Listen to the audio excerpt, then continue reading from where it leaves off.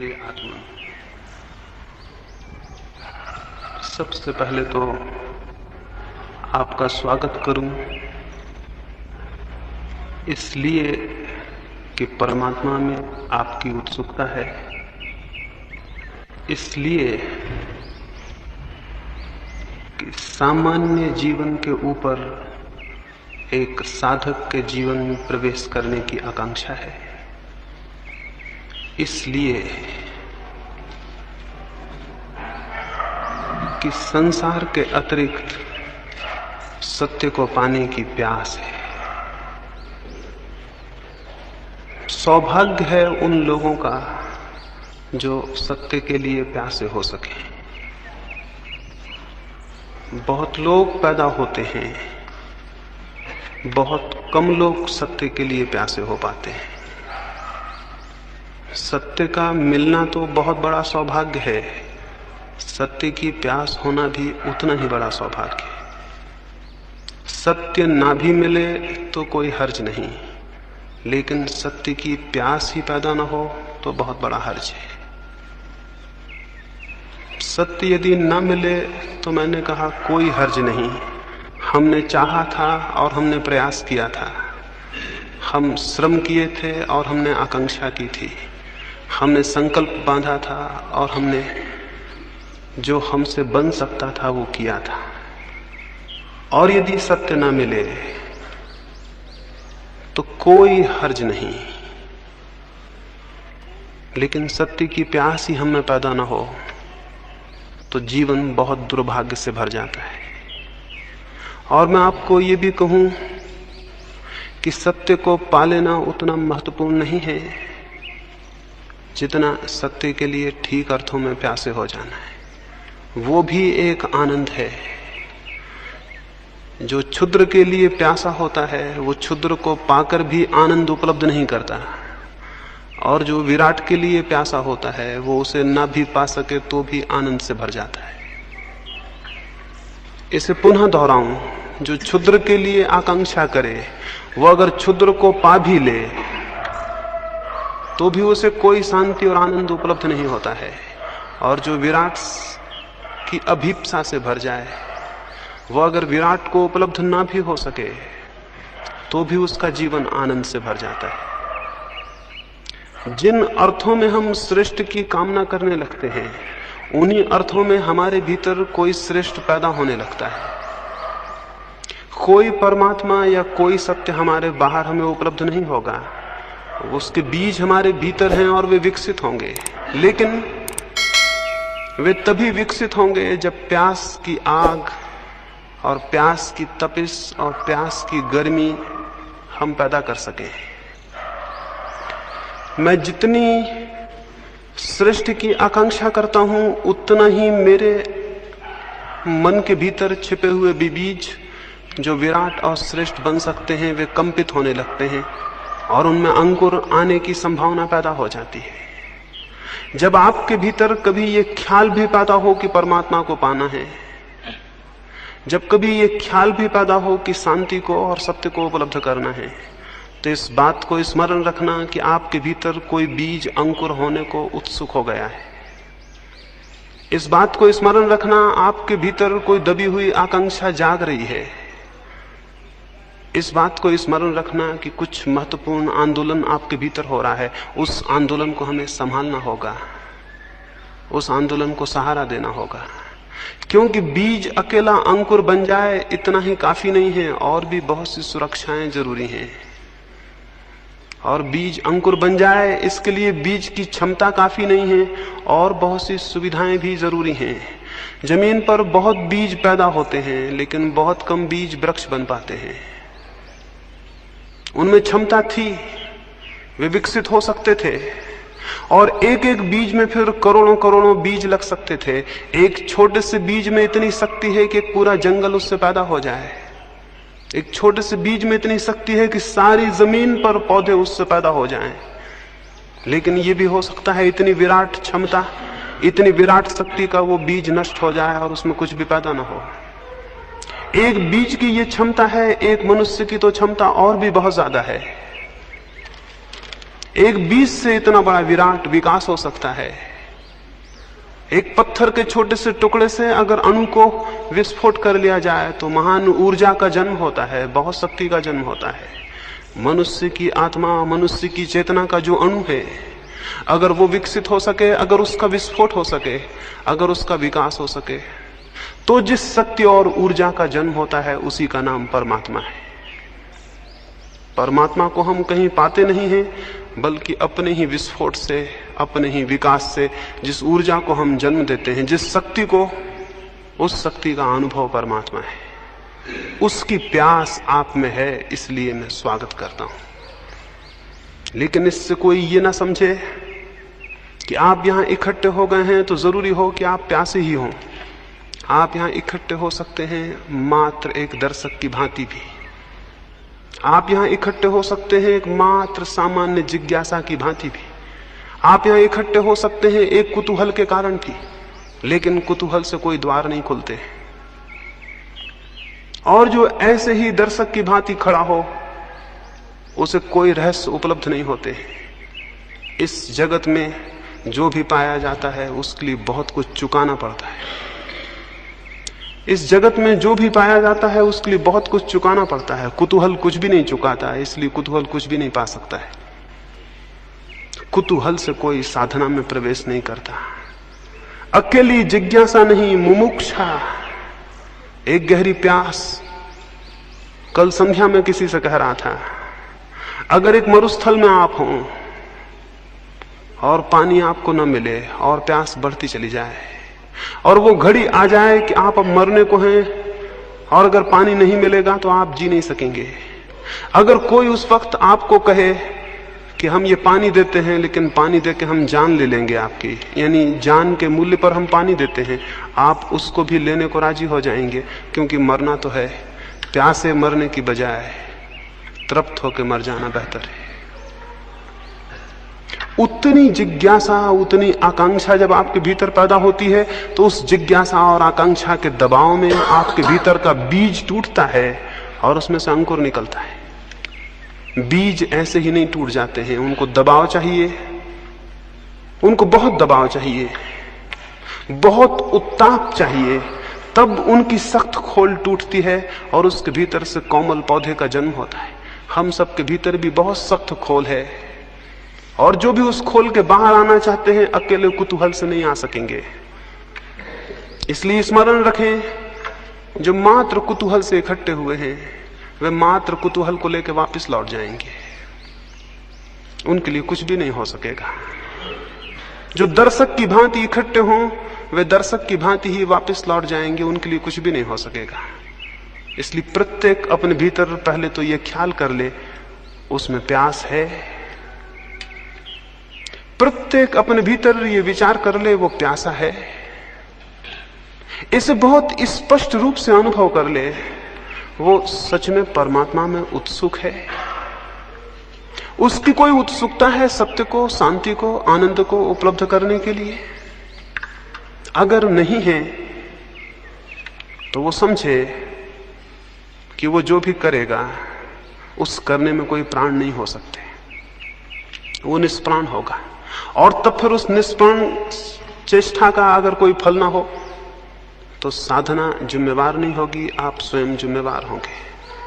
इसलिए पहली बात अपने भीतर अपनी प्यास को खोजना और उसे स्पष्ट कर लेना है। आप सच में कुछ पाना चाहते हैं,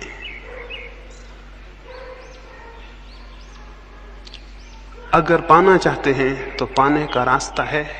एक बार ऐसा हुआ, गौतम बुद्ध एक गांव में ठहरे। एक व्यक्ति ने उनको आके कहा कि आप रोज कहते हैं कि हर एक व्यक्ति मोक्ष पा सकता है, लेकिन हर एक व्यक्ति मोक्ष पा क्यों नहीं लेता है? बुद्ध ने कहा, मेरे मित्र एक काम करो, संध्या को गांव में जाना और सारे लोगों से पूछ के आना वे क्या पाना चाहते हैं। एक फहरिस्त बनाओ, हर एक का नाम लिखो और उसके सामने लिख लाना उनकी आकांक्षा क्या है। वो आदमी गांव में गया, उसने जाके पूछा, उसने एक एक आदमी को पूछा। थोड़े से लोग थे उस गांव में, उन सब ने उत्तर दिए। वो सांझ को वापस लौटा, उसने बुद्ध को आके वो फेहरिस्त दी। बुद्ध ने कहा इसमें कितने लोग मोक्ष के आकांक्षी हैं।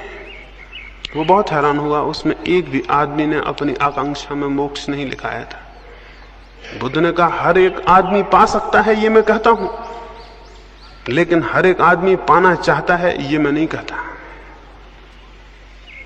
हर एक आदमी पा सकता है ये बहुत अलग बात है, और हर एक आदमी पाना चाहता है ये बहुत अलग बात है। अगर आप पाना चाहते हैं तो ये आश्वासन माने, अगर आप सच में पाना चाहते हैं तो इस जमीन पर कोई ताकत आपको रोकने में समर्थ नहीं है, और अगर आप नहीं पाना चाहते तो इस जमीन पर कोई ताकत आपको देने में भी समर्थ नहीं है। तो सबसे पहली बात, सबसे पहला सूत्र जो स्मरण रखना है वो ये कि आपके भीतर एक वास्तविक प्यास है। अगर है तो आश्वासन माने कि रास्ता मिल जाएगा, और अगर नहीं है तो कोई रास्ता नहीं है। आपकी प्यास आपके लिए रास्ता बनेगी। दूसरी बात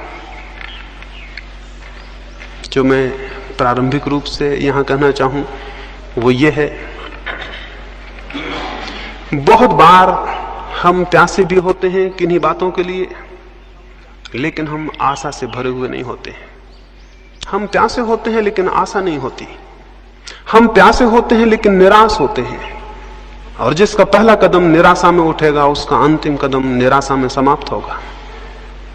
इसे भी स्मरण रखें, जिसका पहला कदम निराशा में उठेगा उसका अंतिम कदम भी निराशा में समाप्त होगा।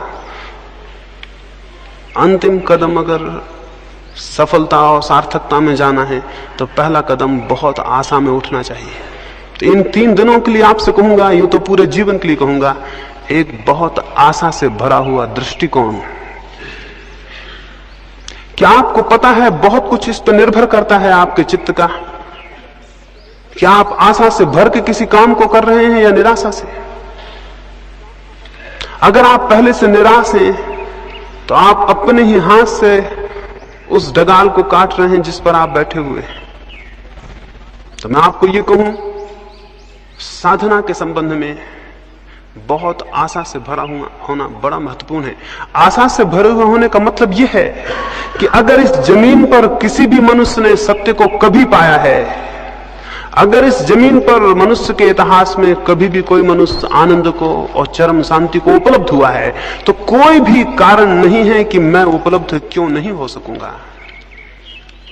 उन लाखों लोगों की तरफ मत देखें जिनका जीवन अंधकार से भरा हुआ है और जिन्हें कोई आशा और कोई किरण और कोई प्रकाश दिखाई नहीं पड़ता। उन थोड़े से लोगों को इतिहास में देखें जिन्हें सत्य उपलब्ध हुआ है। उन बीजों को मत देखें जो वृक्ष नहीं बन पाए और सड़ गए और नष्ट हो गए। उन थोड़े से बीजों को देखें जिनने विकास को उपलब्ध किया और जो परमात्मा तक पहुंचे। और स्मरण रखें कि उन बीजों को जो संभव हो सका वो प्रत्येक बीज को संभव है। एक मनुष्य को जो संभव हुआ है वो प्रत्येक दूसरे मनुष्य को संभव है। मैं आपको यह कहना चाहता हूं कि बीज रूप से आपकी शक्ति उतनी ही है जितनी बुद्ध की, महावीर की, कृष्ण की या क्राइस्ट की। परमात्मा के जगत में इस अर्थों में कोई अन्याय नहीं है कि वहां कम और ज्यादा संभावनाएं दी गई हों। संभावनाएं सबकी बराबर हैं, लेकिन वास्तविकताएं सबकी बराबर नहीं है, क्योंकि हम में से बहुत लोग अपनी संभावनाओं को वास्तविकता में परिणत करने का प्रयास ही कभी नहीं करते।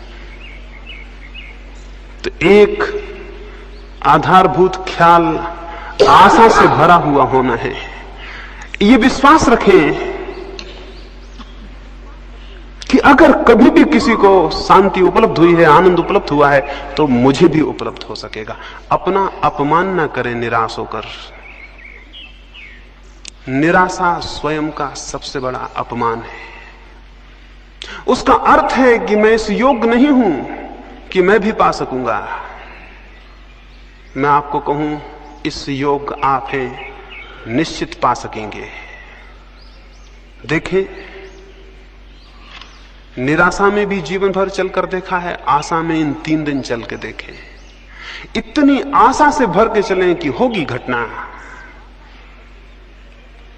जरूर घटना घटेगी। क्यों?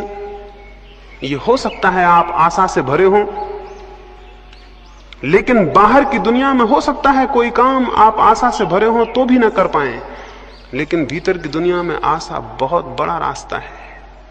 जब आप आशा से भरते हैं तो आपका कण कण आशा से भर जाता है, आपका रोआ रोआ आशा से भर जाता है, आपकी श्वास श्वास आशा से भर जाती है, आपके विचारों पर आशा का प्रकाश भर जाता है और आपके प्राण के स्पंदन में, आपकी हृदय की धड़कन में आशा व्याप्त हो जाती है। आपका पूरा व्यक्तित्व जब आशा से भर जाता है तो भूमिका बनती है कि आप कुछ कर सकेंगे। और निराशा का भी व्यक्तित्व होता है, कण कण रो रहा है, उदास है, थका है, डूबा हुआ है, कोई प्राण नहीं है, सब जिससे कि आदमी जिंदा नाम मात्र को हो और मरा हुआ है। ऐसा आदमी किसी प्रयास पर निकलेगा, किसी अभियान पर, तो क्या पा सकेगा?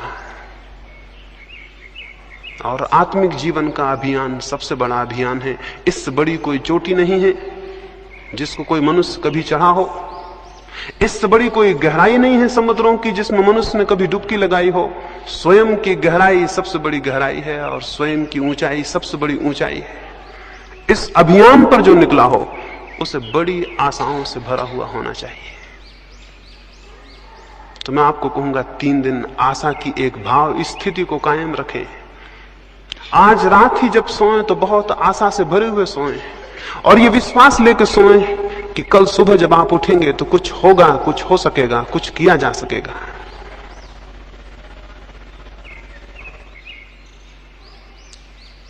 दूसरी बात मैंने कही, आशा का एक दृष्टिकोण।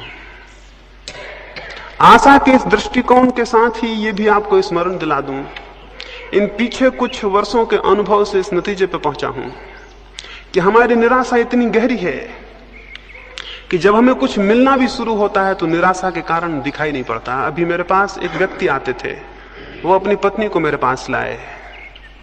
उन्होंने पहले दिन जब वो आए थे तो मुझे कहा कि मेरी पत्नी को नींद नहीं आती, बिल्कुल नींद नहीं आती बिना दवा के, और दवा से भी 3-4 घंटे से ज्यादा नींद नहीं आती। और मेरी पत्नी भयभीत है, अनजाने भय उसे परेशान किए रहते हैं। घर के बाहर निकलती ही तो डरती है, घर के भीतर होती तो डरती है कि मकान ना गिर जाए। अगर पास में कोई ना हो तो घबराती है कि अकेले में कहीं मृत्यु ना हो जाए, इसलिए पास में कोई होना ही चाहिए। रात को सब दवाइयां अपने पास में रख के सोती है कि बीच रात में कोई खतरा ना हो जाए। वो मुझे अपनी पत्नी की ये भय की और निराशा की हालत बताए। मैंने उनको कहा कि ध्यान का ये छोटा सा प्रयोग शुरू करिए, लाभ होगा। उन्होंने प्रयोग शुरू किया। 7 दिन बाद वो मुझे मिले। मैंने उनसे पूछा क्या हुआ, कैसा है? वो बोले अभी कुछ खास नहीं हुआ, बस नींद भर आने लगी है। उन्होंने मुझसे कहा अभी कुछ खास नहीं हुआ, बस नींद भर आने लगी है। 7 दिन बाद वो मुझे फिर मिले। मैंने उनसे पूछा क्या हुआ? बोले अभी कुछ खास नहीं हुआ, थोड़ा सा भय दूर हो गया है। वो 7 दिन बाद मुझे फिर मिले। मैंने उनसे पूछा कुछ हुआ? वो बोले अभी कुछ विशेष तो नहीं हुआ, ये थोड़ी नींद आ जाती है, भय कम हो गया, दवाइयां अपने पास नहीं रखती, और कुछ खास नहीं हुआ। इसको मैं निराशा की दृष्टि कहता हूं। और ऐसे आदमी को कुछ हो भी जाए तो उसे पता नहीं चलेगा। ये दृष्टि तो बुनियाद से गलत है। इसका तो मतलब है इस आदमी को कुछ हो नहीं सकता, अगर हो भी जाए तो भी उसे कभी पता नहीं चलेगा कि कुछ हुआ। और बहुत कुछ हो सकता था जो कि रुक जाएगा। तो आशा के इस दृष्टिकोण के साथ साथ प्रसंगवशात मैं आपसे ये कहूं, इन 3 दिनों में जो घटित हो उसको स्मरण रखें और जो घटित ना हो उसको बिल्कुल स्मरण ना रखें। इन 3 दिनों में जो घटित हो उसको स्मरण रखें और जो घटित ना हो, जो ना हो पाए, उसे बिल्कुल स्मरण ना रखें। स्मरणीय वो है जो घटित हुआ हो। थोड़ा सा कण भी अगर लगे शांति का, उसको पकड़ें, वो आपको आशा देगा और गतिमान करेगा। और अगर आप उसको पकड़ते हैं जो नहीं हुआ, तो आपकी गति अवरुद्ध हो जाएगी और जो हुआ है वो भी मिट जाएगा। तो इन 3 दिनों में ये भी स्मरण रखें कि इन ध्यान के प्रयोगों में जो थोड़ा सा आपको अनुभव हो उसको स्मरण रखें, उसको आधार बनाएं आगे के लिए। जो न हो उसको आधार ना बनाएं। मनुष्य जीवन भर इसी दुख में रहता है। जो उसे मिलता है उसे भूल जाता है और जो उसे नहीं मिलता उसका स्मरण रखता है। ऐसा आदमी गलत आधार पर खड़ा है। वैसा आदमी बने जिससे जो मिला है उसे स्मरण रखे और उस आधार पर खड़ा हो। अभी मैं पढ़ता था, एक व्यक्ति ने किसी को कहा कि मेरे पास कुछ भी नहीं है, मैं बहुत दरिद्र हूं। उस दूसरे व्यक्ति ने कहा कि अगर तुम दरिद्र हो, एक काम करो, मैं तुम्हारी बाईं आंख चाहता हूं, इसके मैं 5,000 रुपए देता हूं, तुम 5,000 रुपए ले लो और बाईं आंख दे दो। उस आदमी ने कहा ये मुश्किल है, मैं बाईं आंख नहीं दे सकता। उसने कहा मैं 10,000 रुपए देता हूं, दोनों आंखें दे दो। उसने कहा 10,000 फिर भी मैं नहीं दे सकता। उसने कहा मैं तुम्हें 50,000 रुपए देता हूं, तुम अपनी जान मुझे दे दो। उसने कहा यह असंभव, मैं नहीं दे सकता। उस आदमी ने कहा तब तो तुम्हारे पास बहुत कुछ है जिसका बहुत दाम है। तुम्हारे पास 2 आंखें हैं जिनको तुम 10,000 में देने को राजी नहीं हो, लेकिन तुम कह रहे थे मेरे पास कुछ भी नहीं है। मैं उस आदमी और उस विचार की बात आपसे कह रहा हूं जो आपके पास है, उसको स्मरण रखें, और जो साधना में मिले थोड़ा सा, रत्ती भर भी मिले, उसे स्मरण रखें, उसकी विचार करें, उसकी चर्चा करें। उसके आधार से और मिलने का रास्ता बनेगा, क्योंकि आशा बढ़ेगी। और जो नहीं मिला, एक महिला मेरे पास आती थी, पढ़ी लिखी हैं, एक कॉलेज में प्रोफेसर हैं, संस्कृत की विद्वान हैं। वो मेरे पास आती थी, एक 7 दिन का प्रयोग चलता था ध्यान का, उसमें आती थी।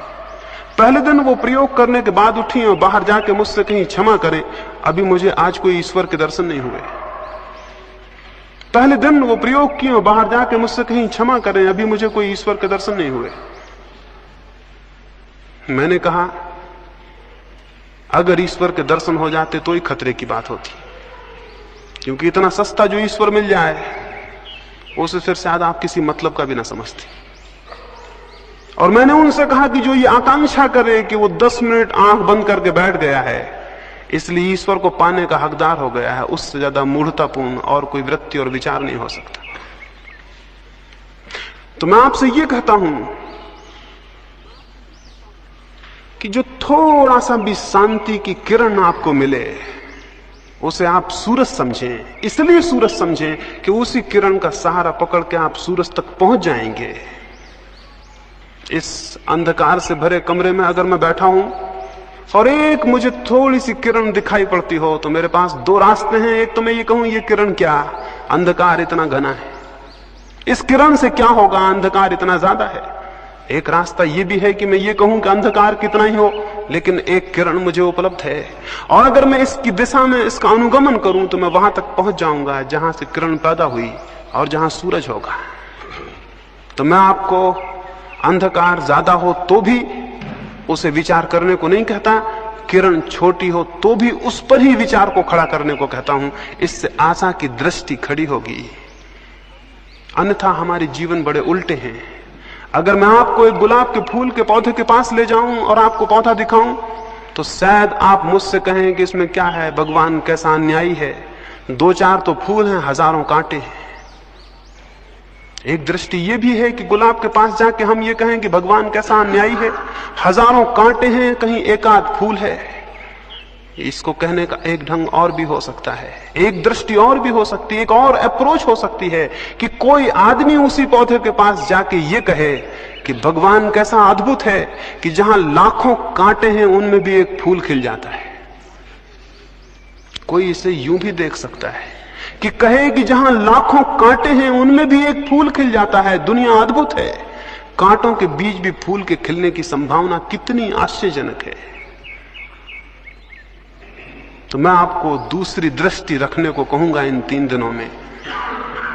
छोटी सी भी आशा की जो भी झलक आपको मिले साधना में, उसको आधार बनाएं, उसको संबल बनाएं। तीसरी बात,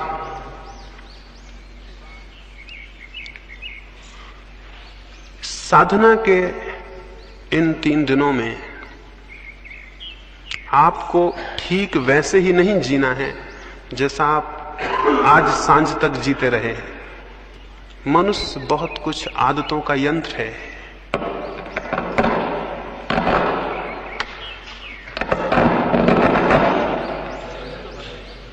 तो ठीक चल रहा है, कुछ नहीं करो। और अगर मनुष्य अपनी पुरानी आदतों के घेरे में ही चले तो साधना की नई दृष्टि खोलने में उससे बड़ी कठिनाई हो जाती है। तो थोड़े से परिवर्तन करने को मैं आपसे कहूंगा। एक परिवर्तन तो मैं आपसे ये कहूंगा कि इन 3 दिनों में आप ज्यादा बातचीत ना करें। बातचीत इस सदी की सबसे बड़ी बीमारी है, और आपको पता नहीं कि आप कितनी बातें कर रहे हैं। सुबह से सांझ तक, जब तक आप जाग रहे हैं, बातें कर रहे हैं। या तो किसी से कर रहे हैं, अगर फिर कोई मौजूद नहीं है तो अपने भीतर खुद से ही कर रहे हैं।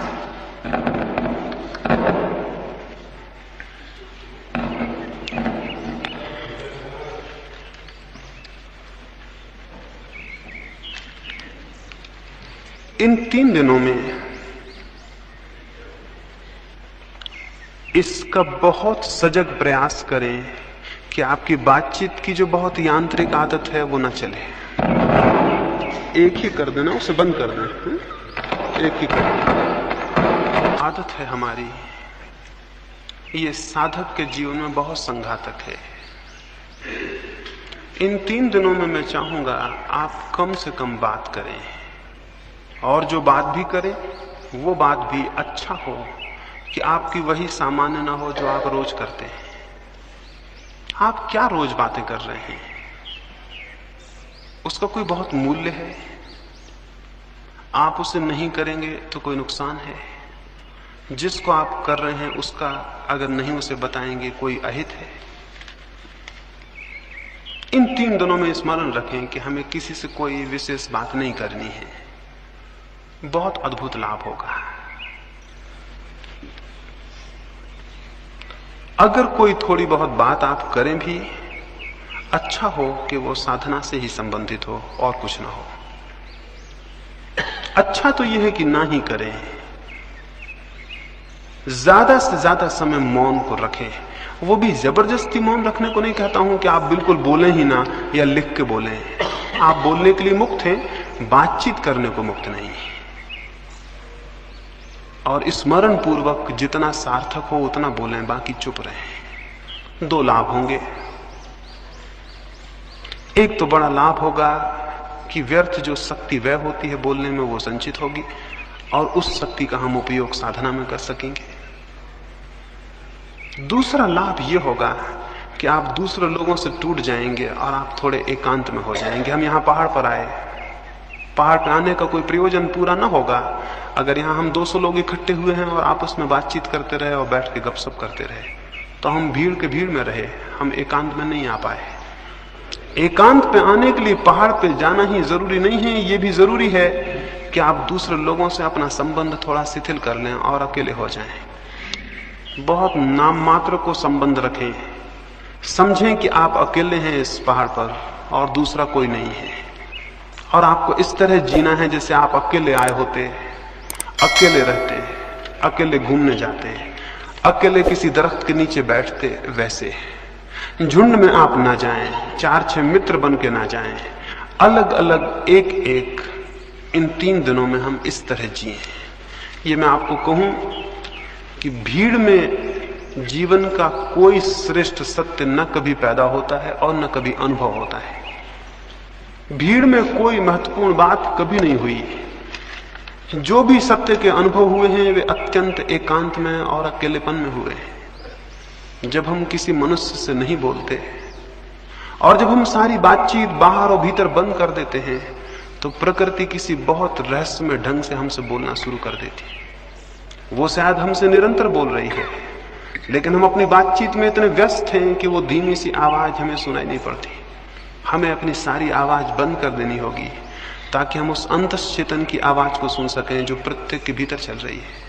तो इन 3 दिनों में बिल्कुल बातचीत को छीन कर दें। स्मरण पूर्वक अगर आदतवश बातचीत शुरू हो जाए और ख्याल आ जाए तो बीच में वहीं तोड़ दें और क्षमा मांग लें कि भूल हो गई। अकेले में जाएं।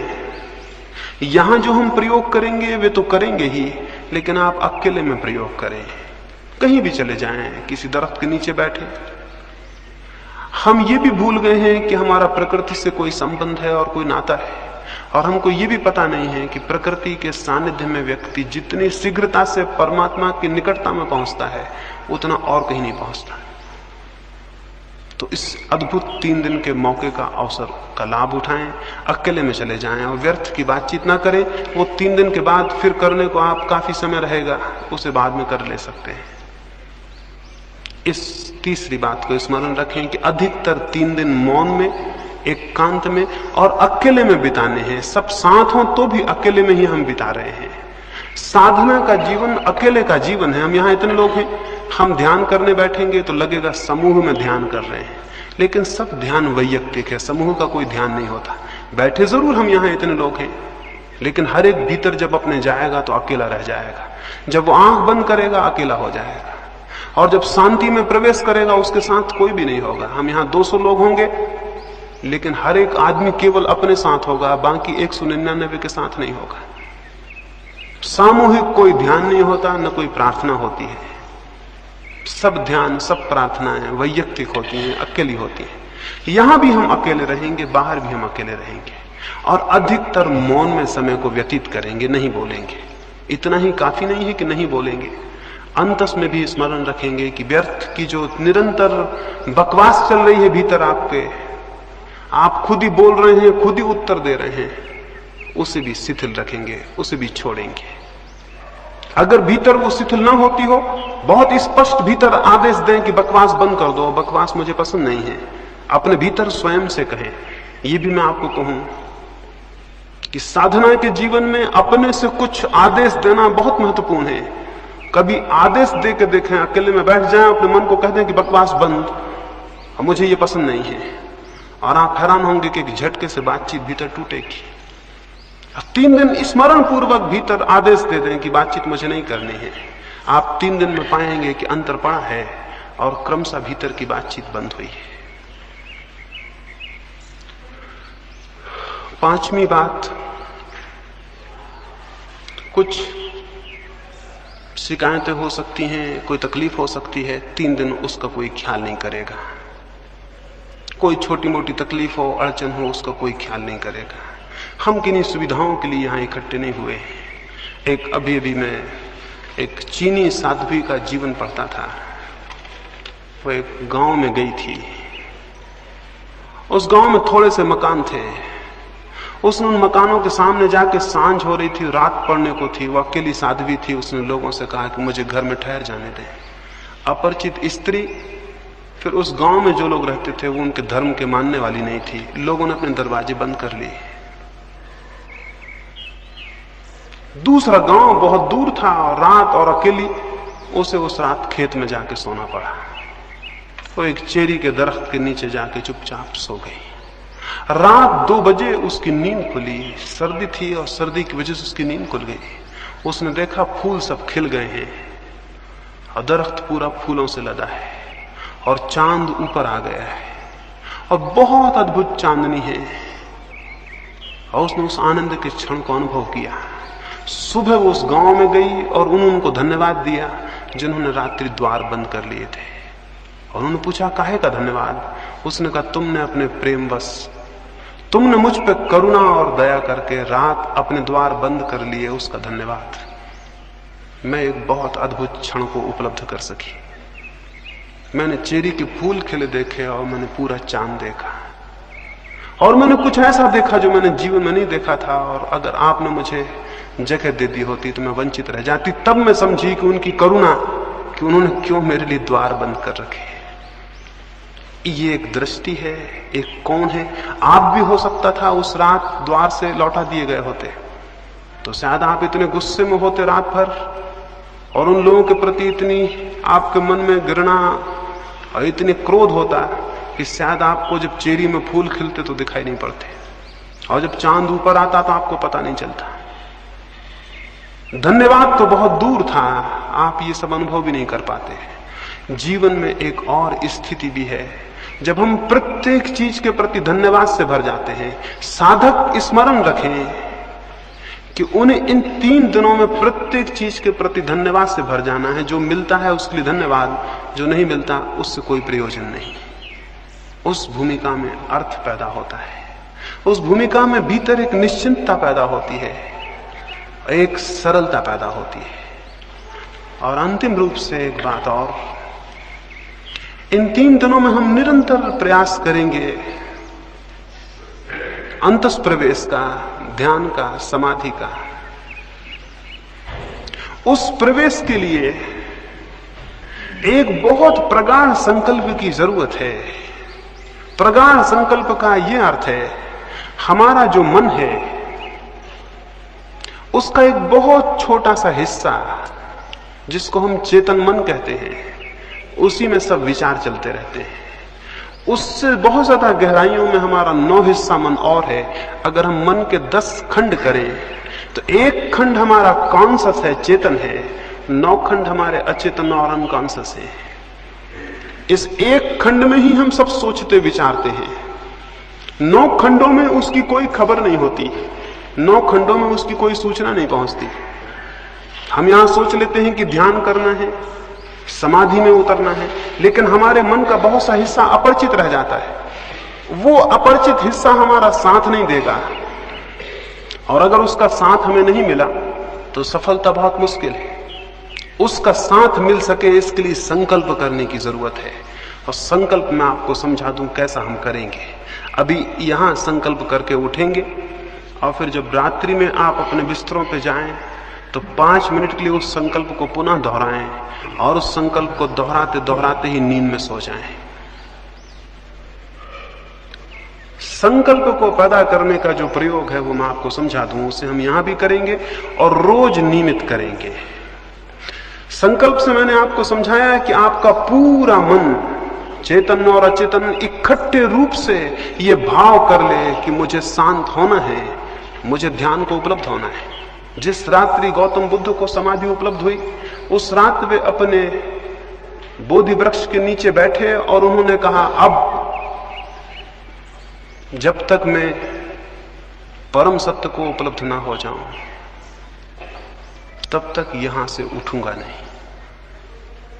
हमें लगेगा इससे क्या मतलब है, आपके नहीं उठने से परम सत्य कैसे उपलब्ध हो जाएगा?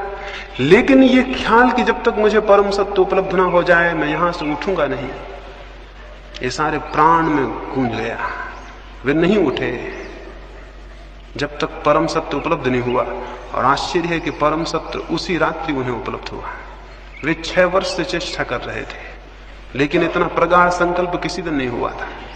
संकल्प की प्रगाढ़ता कैसे पैदा हो, वो मैं छोटा सा प्रयोग आपको कहता हूं, वो हम अभी यहां करेंगे, और फिर उसे हम रात्रि में नियमित करके उसे सोएंगे। अगर आप अपनी सारी श्वास को बाहर फेंक दें और फिर श्वास को अंदर ले जाने से रुक जाएं, क्या होगा? अगर मैं अपनी सारी श्वास बाहर फेंक दूं और फिर नाक को बंद कर लूं और श्वास को भीतर न जाने दूं तो क्या होगा? क्या थोड़ी देर में मेरे सारा प्राण उस श्वास को लेने को तड़फने नहीं लगेगा? क्या मेरा रोआ रोआ और मेरे शरीर के जो लाखों कोष्ठ हैं वो मांग नहीं करने लगेंगे कि हवा चाहिए, हवा चाहिए? जितनी देर में रोकूंगा उतना ही मेरे गहरे अचेतन का हिस्सा पुकारने लगेगा, हवा चाहिए। जितनी देर में रोके रहूंगा उतनी ही मेरे प्राण के नीचे के हिस्से भी चिल्लाने लगेंगे, हवा चाहिए। अगर मैं आखिरी क्षण तक रोके रहूं तो मेरा पूरा प्राण मांग करने लगेगा, हवा चाहिए। क्योंकि ये सवाल आसान नहीं है कि ऊपर का हिस्सा ही कहे। अब ये जीवन और मृत्यु का सवाल है तो नीचे के हिस्से भी पुकारेंगे कि हवा चाहिए। इस क्षण की स्थिति में जबकि पूरे प्राण हवा को मांगते हो, तब आप अपने मन में यह संकल्प सतत दोहराएं कि मैं ध्यान में प्रवेश करके रहूंगा। उन क्षणों में जब आपके पूरे प्राण श्वास मांगते हो, तब आप अपने मन में यह भाव दोहराते रहें कि मैं ध्यान में प्रवेश करके रहूंगा। यह मेरा संकल्प है कि मैं ध्यान में प्रवेश करके रहूंगा। उस वक्त आपका मन यह दोहराता रहे। उस वक्त आपके प्राण श्वास मांग रहे होंगे और आपका मन ये दोहराएगा।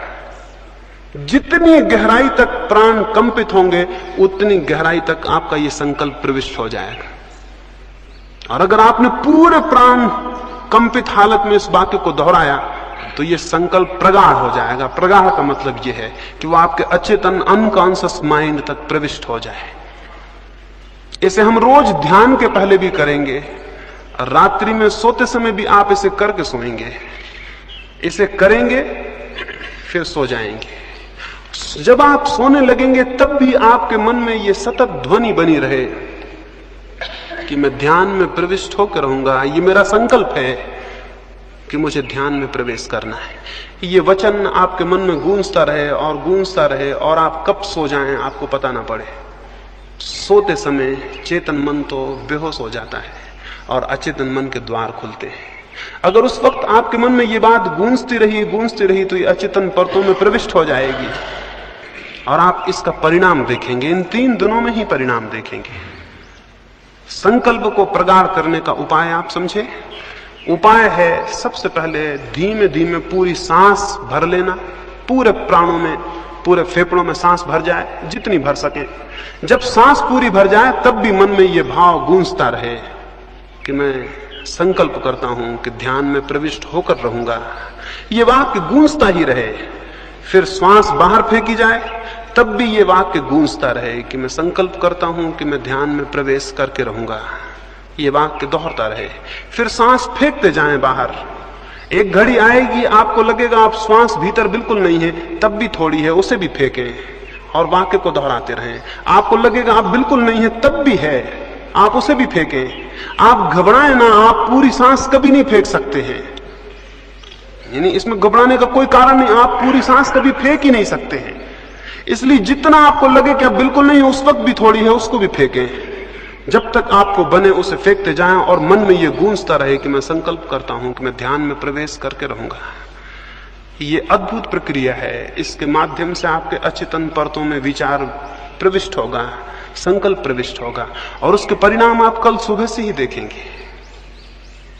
तो एक तो संकल्प को प्रगाढ़ करना है, उसको अभी हम जब अलग होंगे यहां से तो उस प्रयोग को करेंगे। उसको 5 बार करना है, यानी 5 बार श्वास को फेंकना और रोकना है और 5 बार निरंतर उस भाव को अपने भीतर दोहराना है। जिनको कोई हृदय की बीमारी हो या कोई तकलीफ हो वो उसे बहुत ज्यादा तेजी से नहीं करेंगे, उसे बहुत आहिस्ता करेंगे, जितना उनको सरल मालूम पड़े और तकलीफ न मालूम पड़े। ये जो संकल्प की बात है, इसको मैंने कहा कि रोज रात्रि को इन 3 दिनों में सोते समय करके सोना है।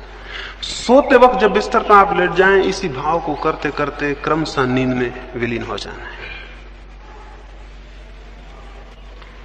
ये संकल्प की स्थिति अगर हमने ठीक से पकड़ी और अपने प्राणों में उस आवाज को पहुंचाया तो परिणाम होना बहुत सरल है और बहुत बहुत आसान है। ये थोड़ी सी बातें आपको आज कहनी थी।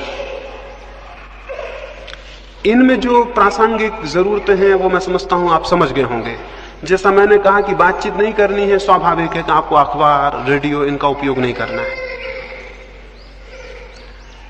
क्योंकि वो भी बातचीत है। मैंने आपसे कहा मौन में और एकांत में होना है। इसका स्वाभाविक मतलब हुआ कि जहां तक बने साथियों से दूर रहना है। जितनी देर हम यहां मिलेंगे वो अलग, भोजन के लिए जाएंगे वो अलग, वहां भी आप बड़े मौन से और बड़ी शांति से भोजन करें। वहां भी सन्नाटा हो, जिससे पता ना चले कि आप वहां हैं। यहां भी आए तो सन्नाटे में और शांति में आए। देखें 3 दिन शांत रहने का प्रयोग क्या परिणाम लाता है। रास्ते पे चलें तो बिल्कुल शांत, उठें बैठें तो बिल्कुल शांत, और अधिकतर एकांत में चले जाएं। सुंदर कोई जगह चुने, वहां चुपचाप बैठ जाएं। अगर कोई साथ है तो वो भी चुपचाप बैठे, बातचीत ना करें, अन्यथा पहाड़ियां व्यर्थ हो जाती हैं, सौंदर्य व्यर्थ हो जाता है। जो सामने है वो दिखाई नहीं पड़ता, आप बातचीत में सब समाप्त कर देते हैं। अकेले में जाएं और इसी भांति ये जो थोड़ी सी बातें मैंने कही आपके लिए, जो जरूरी हो हर एक के लिए, अगर आपके भीतर प्यास नहीं मालूम होती बिल्कुल, तो उस प्यास को कैसे पैदा किया जाए उसके संबंध में कल मुझसे प्रश्न पूछ लें। अगर आपको ऐसा नहीं लगता कि मुझे कोई आशा नहीं मालूम होती, तो आशा कैसे पैदा हो उसके संबंध में कल सुबह मुझसे प्रश्न पूछ लें। अगर आपको लगता है कि मुझे कोई संकल्प करने में कठिनाई है या नहीं बन पाता या नहीं होता, सारी कठिनाइयां मुझसे सुबह पूछ लें। कल सुबह ही 3 दिन के लिए जो भी कठिनाइयां आ सकती हैं वो आप मुझसे पूछ लें, ताकि 3 दिन में कोई भी समय व्यय ना हो। अगर प्रत्येक व्यक्ति की कोई अपनी वैयक्तिक तकलीफ और दुख और पीड़ा है जिससे वो मुक्त होना चाहता है, या जिसकी वजह से वो ध्यान में नहीं जा सकता, या जिसकी वजह से वो ध्यान में प्रवेश करना उसे मुश्किल होता, समझ लें, अगर आपको कोई एक विशेष चिंता है जो आपको प्रवेश नहीं होने देती शांति में, तो आप उसके लिए अलग से पूछ लें। अगर आपको कोई ऐसी पीड़ा है जो आपको नहीं प्रवेश होने देती, उसके लिए आप अलग से पूछ लें। वो सबके लिए नहीं होगी सामूहिक, वो आपकी वैयक्तिक होगी, उसके लिए आप अलग प्रयोग करेंगे। और जो भी तकलीफ हो वो स्पष्ट सुबह रख दें, ताकि हम 3 दिन के लिए व्यवस्थित हो जाएं। ये थोड़ी सी बातें मुझे आपसे कहनी थी, आपकी एक भाव दृष्टि बने, और फिर जो हमें करना है वो हम कल से शुरू करेंगे और कल से समझेंगे। अभी हम थोड़े थोड़े सब फासले पे बैठ जाएंगे, हाल तो बड़ा है, सब फासले पे बैठ जाएंगे ताकि हम संकल्प का प्रयोग करें और फिर हम यहां से विदा हों।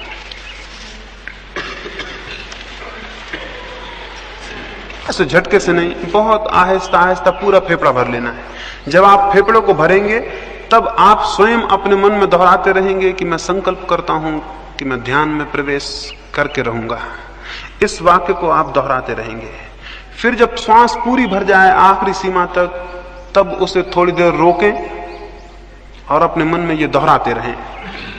घबराहट बढ़ेगी, मन होगा बाहर फेंक दें, तब भी थोड़ी देर रोकें और इस वाक्य को दोहराते रहें। फिर श्वास को धीरे धीरे बाहर निकालें, तब भी वाक्य दोहरता रहे। फिर सारी श्वास बाहर निकालते जाएं, आखिरी सीमा तक लगे तब भी निकाल दें, तब भी वाक्य दोहरता रहे। फिर अंदर जब खाली हो जाए उस खालीपन को रोकें, श्वास को अंदर न लें, फिर दोहरता रहे वाक्य अंतिम समय तक। फिर धीरे धीरे श्वास को अंदर लें। ऐसा 5 बार। एक बार का मतलब हुआ एक दफा अंदर लेना और बाहर छोड़ना, एक बार। इस तरह 5 बार क्रमशः धीरे धीरे सब करें। जब 5 बार कर चुके हैं तब बहुत आहिस्ता से रीढ़ को सीधा रख के ही फिर धीमे धीमे श्वास लेते रहें और 5 मिनट विश्राम से बैठे रहें।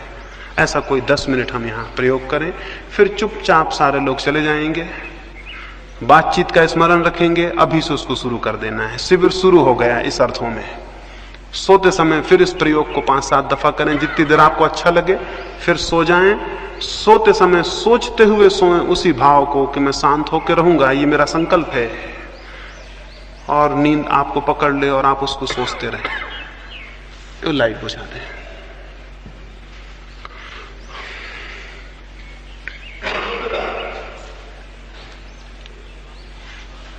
जब आपका 5 बार हो जाए तो आप चुपचाप अपना अपना बैठ के थोड़ी धीमी सांस लेते हुए बैठे रहेंगे।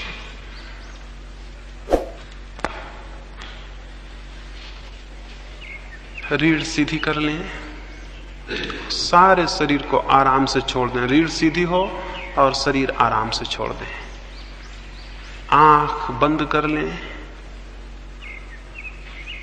बहुत शांति से श्वास को अंदर लें, और जैसा मैंने कहा वैसा प्रयोग 5 बार करें।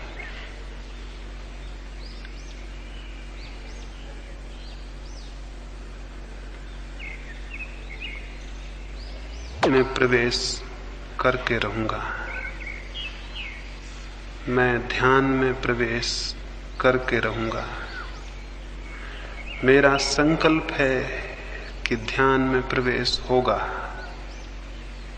मेरा संकल्प है कि ध्यान में प्रवेश होगा। पूरे प्राणों को संकल्प करने दें।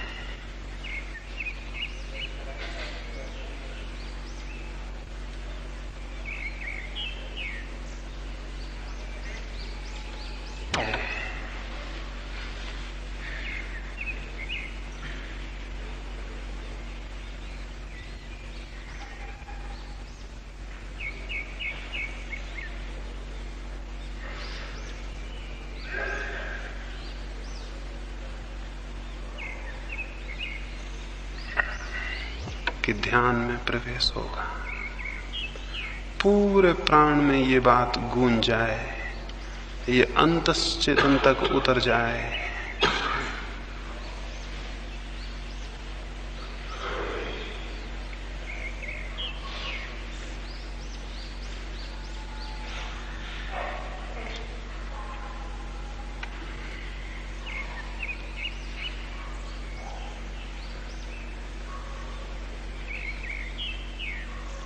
पांच बार आपका हो जाए तो फिर बहुत आहिस्ता से बैठ के शांति से रीढ़ को सीधा रखे हुए ही धीमे धीमे श्वास को लें, धीमे छोड़ें और श्वास को ही देखते रहें। 5 मिनट विश्राम करें।